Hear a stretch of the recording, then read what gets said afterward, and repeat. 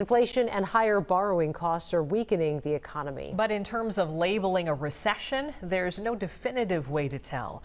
Our political reporter Theo Keith has some Recession 101. There are a lot of people talking about a recession these days, but what does that mean? Let's consult a dictionary.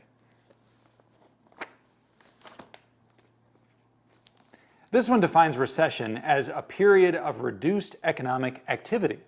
Now, that's pretty simple to define, but how do we know when we're in a recession? This one gives us a little bit more. It defines recession as a period of temporary economic decline during which trade and industrial activity are reduced, generally identified by a fall in GDP in 2 successive quarters. So that's when a recession is happening. And that's exactly what the data released on Thursday show, a decline in GDP, gross domestic product, for 2 consecutive quarters. Problem is, the latest GDP figure that got released is just an estimate, and it's a complicated one because there are a lot of ingredients that go into it. There's personal spending, government spending, the value of finished goods inventories, the foreign balance of trade, which is exports minus imports.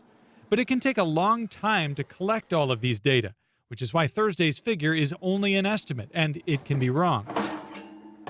Not quite done. It's often revised up or down months later, and that makes it impossible to know in the moment whether a recession is happening.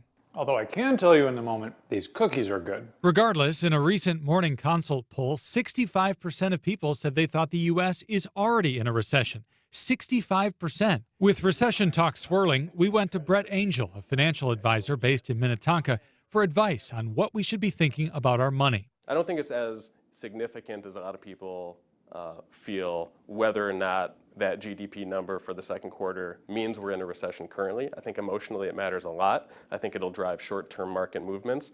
But what we're really reminding clients of is a lot of these things are normal in the longer-term economic cycles. And he says it usually doesn't require major strategic changes for your money. Theo Keith, Fox 9.